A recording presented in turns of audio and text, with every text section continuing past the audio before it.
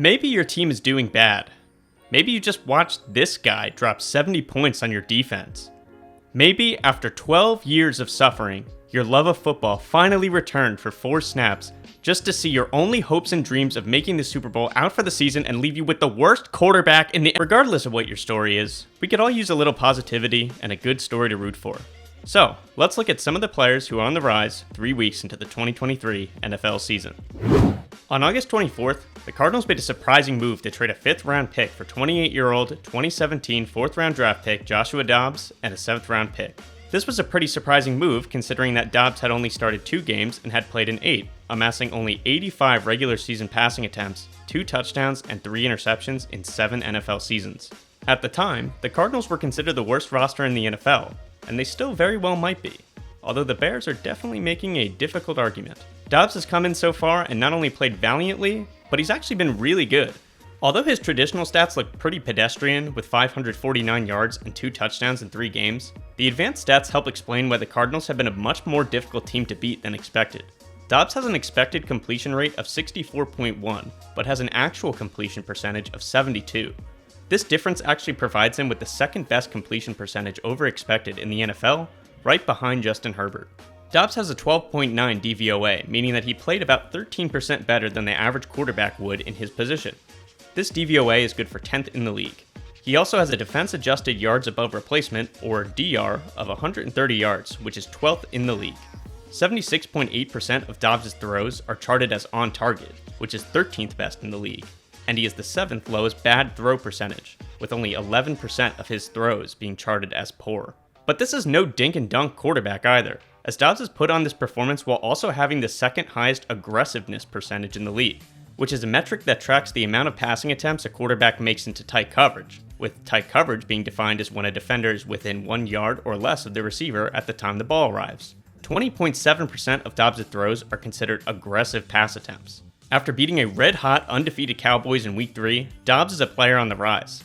Although his stock probably drops a bit this week for hurting the Cardinals' chance at Caleb Williams, which probably explains why they took his jersey out of the team store. Because I'm not an NFL GM, Ivan Pace Jr. went undrafted in the 2023 NFL Draft. However, he is a member of the Jumbo Package team, which is better than being drafted anyway. The concern from actual NFL teams was that he was too small to make it as a linebacker in the NFL. But Ivan Pace Jr. does not even slightly care what your concerns are. He not only made the Vikings roster as an undrafted rookie, he was named a starter and was even given the green dot, which is given to players who communicate the pass call and coaching adjustments to the rest of the defense. In 3 weeks, Ivan Pace has shown that he at least deserved to get drafted. Of linebackers with at least 9 pass rush snaps, Pace is first in win rate, with a pass rush win rate of 35.5%. He's first in quarterback hits with 2, tied for 5th in hurries with 3, tied for 2nd in pressures with 6, and has the 2nd best PFF pass rush grade with a 91.1. Pace also has the 3rd best defensive grade for a linebacker with an 84.9. He has a 66.3 coverage grade, ranking 26th of 74, and he has a 6.9% run stop percentage, ranking 24th of 49. On 73 defensive snaps, Pace has also yet to miss a single tackle. I gotta say, I'm honestly pretty proud of myself for drafting him. I am so impressed with the potential you see in me.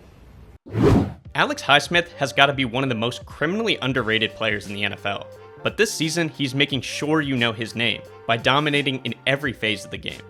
In run defense, Highsmith is first of 47 for edge rushers with a 14.8% run stop rate, and he is the 3rd highest PFF run defense grade with an 82.7. He hasn't missed a single tackle on 56 run defense snaps. He's also added a sack, an interception, a forced fumble, 3.5 run stops, and a defensive touchdown. His pass rush grade of 81.2 is 8th of 54 linebackers, and despite only managing 1 sack, he has a 12.1% win rate, 8 hurries, 3 quarterback hits, and 12 pressures. Highsmith was already balling out, but he appears to be taking an even bigger step in 2023. But we're not done with edge rushers, as we have 42-year-old professional outfielder... wrong C. Granderson. Okay, here we go. We have 26-year-old undrafted edge rusher Carl Granderson for the New Orleans Saints. Granderson just signed a big deal with the Saints last Saturday, and it's not really a question why. His 11.6 run stop percentage is 5th of 47 edge rushers, and his 74.4 PFF run D grade is 11th. As a pass rusher, Granderson is top 10 in the league with a 16.3% win rate. He has 12 pressures, which puts him at 16th, and he's a pass rush productivity rating of 8.2, which is also 16th. Granderson already has 2.5 sacks, a forced fumble, 3 quarterback hits, and 6 hurries in 2023. You might say he's playing pretty grand. Son. Alright, let's just go to the next guy. Most fans know who Kendall Fuller is, but they don't realize how well he's playing this year, as I really haven't heard anybody talking about him.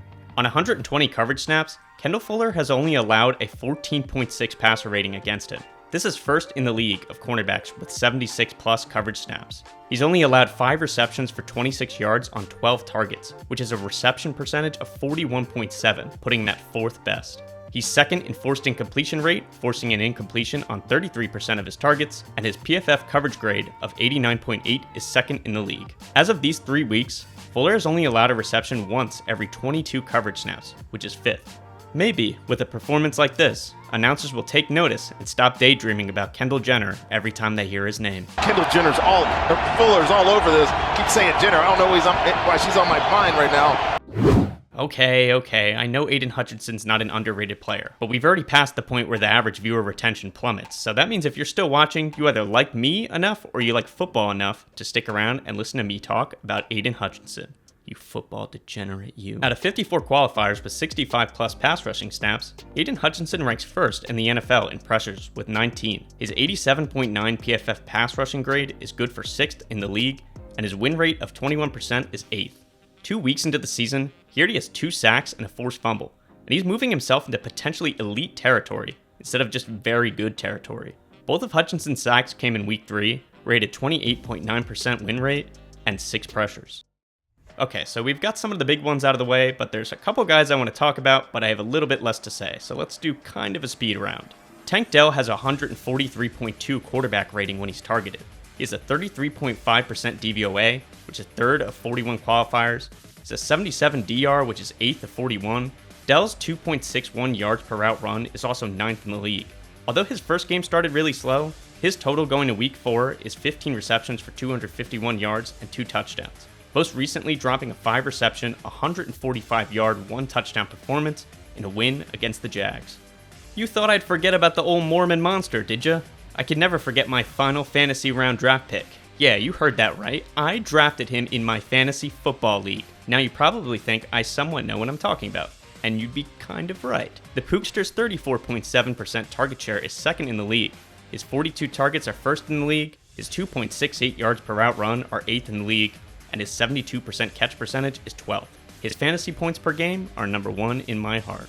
Speaking about being in each other's hearts, underrated tight end gem Travis Kelce has now scored in 100% of games that Taylor Swift has attended. If Taylor's present for Kelce's game against the Jets, put all your money into Travis Kelce anytime touchdown. For legal reasons, I must clarify, do not do that, unless you really want to. David Onyemata's 26.8% pass rush win rate is 1st in the league, and his 90.3 PFF pass rush grade is 3rd. Onyemata is ranked 11th by PFF in pass rush productivity, and he's ranked 1st in the NFL in players on Onyemata.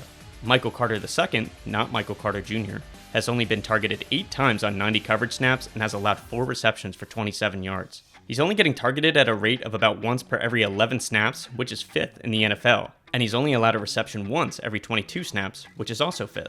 Browns cornerback Martin Emerson is averaging a reception once every 28.7 coverage snaps, which is 1st in the NFL.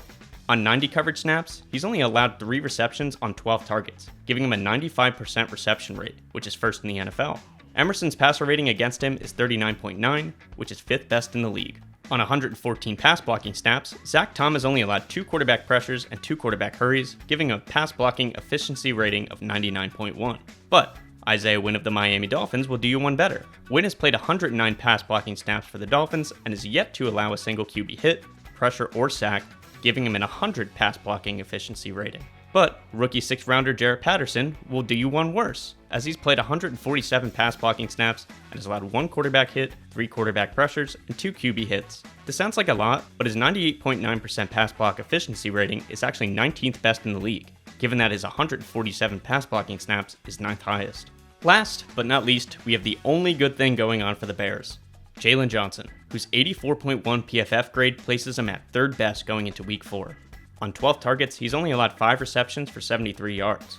Quarterbacks have a 62.2 passer rating against him, which is 11th in the league, and he's averaging a reception allowed every 18 snaps, which is 9th in the NFL. Okay guys, that's all I got. Now let's get down to brass tacks. Last video I put out, I had slightly over 100 subscribers. Now I have over 1,800, almost 2,000. That is absolutely insane to me, and I honestly can't thank you enough for subscribing to the channel and joining the community. I'm super blessed, and I'm also super excited. As you can probably see from the running back video, which is over 100,000 views, thank you by the way, answering comments severely got away from me, and I unfortunately didn't have time to answer each individual comment, but I do intend to still keep answering comments and talking ball with each of you in the comments below for future videos. While you're down there, I'd appreciate it if you could throw a like on this video and a subscription if you're not already subscribed, as it really helps out the channel. I know I'm asking you a lot, but I have one more favor. Please let me know what you thought about this video. During the offseason, I'll be putting out draft videos and also some more videos similar to the running back video where they're kind of more video essay or like high level analysis type videos. As for during the season, I have a ton of different video ideas as well, but the problem is that I don't really know what I should be focusing on because I know that you guys have so much other content you can consume that would probably go into a lot of the same stuff, or the other problem is that some of the other ideas would just be too short and too difficult to make into a super entertaining video. I felt like making a Players on the Rise type video would give me the opportunity to discuss all the up and coming players I wanted to discuss without giving a generic title to the video that made it hard to tell what the video would be about. There's still a lot of other things that don't really fit to this category that I'd like to talk about, but I felt like this was the best way of at least diving more into the NFL for the fans who are really invested instead of just talking about kind of surface level stuff or recapping the games, because you guys could obviously get game recaps literally anywhere else, so there's no point to be redundant here. So here's what I need from you. If you have any ideas for how to better structure these videos, how to make them more engaging, or even ideas about topics to make videos on during the season, I'd love to hear. I especially want to hear if you'd like to see more videos like this one, or if you'd prefer I focus on something else, because I have a lot of different things I'd like to talk about. I'm just not quite sure what you guys would like to see. I genuinely enjoy making these videos, but I want you guys to genuinely enjoy watching them as well. This is a community of people who love football, and although the channel experienced a ton of growth recently, I don't even slightly believe that I've yet caught up with the learning curve of being a content creator, so any help or suggestions in improving video and content quality are always much appreciated. On that note, I'm out of here. Later.